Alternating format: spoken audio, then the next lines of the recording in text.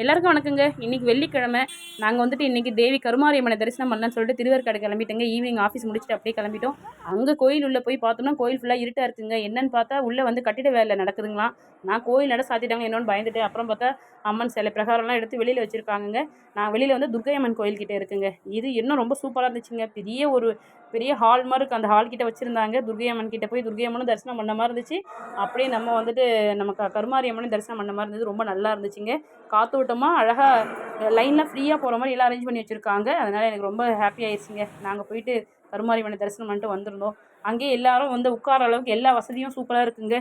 அதுக்கப்புறம் வந்துட்டு இன்றைக்கி பைரவருக்கு எல்லா விளக்கெல்லாம் போட்டுட்டு எல்லோரும் ரொம்ப சிறப்பான தரிசனத்தை முடிச்சுட்டு வந்திருந்தோம். நீங்கள் வந்து சென்னையில் இருக்கீங்கன்னா கண்டிப்பாக வந்துட்டு கருமாரி அம்மனை போய் அடிக்கடி தரிசனம் பண்ணிட்டு வாங்க. நாங்கள் வந்துட்டு மாதத்துக்கு ஒரு டைமாவது கண்டிப்பாக போயிடுவோங்க. ஒரு 2 மந்த்ஸாக வந்து என்னால் போக முடியல. அதனால் இன்றைக்கி நான் போயிட்டு வந்துட்டேங்க. எல்லோரும் கருமாரி அம்மனை நல்லா பிரார்த்தனை பண்ணிவிட்டு நல்லபடியாக வீட்டுக்கு வந்து சேர்ந்துட்டோங்க.